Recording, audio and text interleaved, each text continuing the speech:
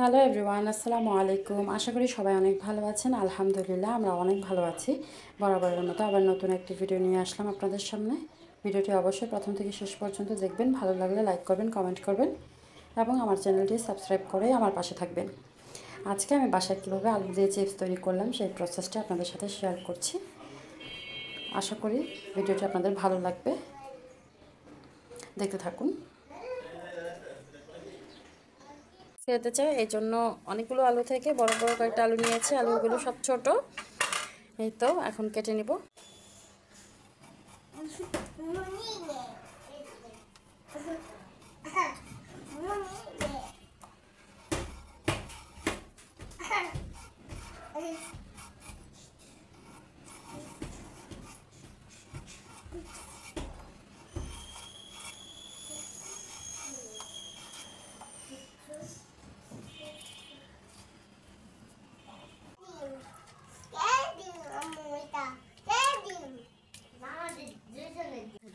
কটা কাটা শেষ আমার।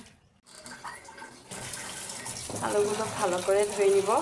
ধুয়ে হালকা একটু হলুদ আর লবণ দিয়ে সিদ্ধ করে ভালো করে ধুয়ে পানি ঝরিয়ে নিব। এখন বেশি সেদ্ধ করা যাবে না, হালকা সেদ্ধ করে নিয়েছি, মানে একটু ভাপ দিয়ে নিয়েছি আর কি, হলুদ আর লবণ দিয়ে। আর অল্প করেই নিয়েছি কারণ আমার একটা মাত্র থালা আছে বড়, বেশি থালা নেই এই জন্য। অবশ্যই রোদে দেওয়ার আগে ভালো করে ফ্যানের বাতাসে ঠান্ডা করে নিতে হবে। এখন আমি থালাটাতে সুন্দর করে বিছিয়ে নিচ্ছি।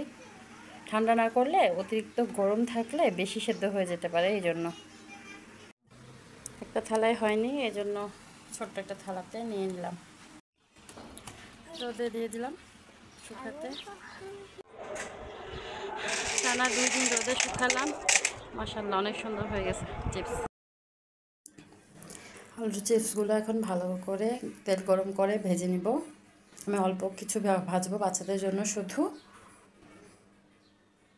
তো তেলগুলো ভালো মতো গরম হয়ে গিয়েছে, এখন আমি আলুর চিপসগুলো ভেজে নিচ্ছি।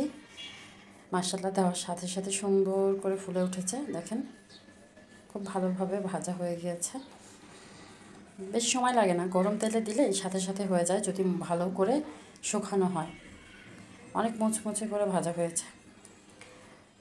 তো আমি সবগুলো আলু উঠিয়ে নিয়ে একটা মশলা তৈরি করেছি, একটু লবণ, একটা ম্যাগির মশলা, এই তো আর একটু গুঁড়ামরিচ দিয়ে আমি একটা মশলা তৈরি করে নিয়েছি, যা চিপসের সাথে খেতে খুব ভালো লাগে। এখান থেকে অল্প একটু মশলা আমি চিপসের মধ্যে দিয়ে দিচ্ছি। দেখতে যেমন সুন্দর লাগছে, খেতেও খুব ভালো হয়েছে মাশাআল্লাহ, একদম মুচমুচে হয়েছে। আল্লাহ হাফেজ।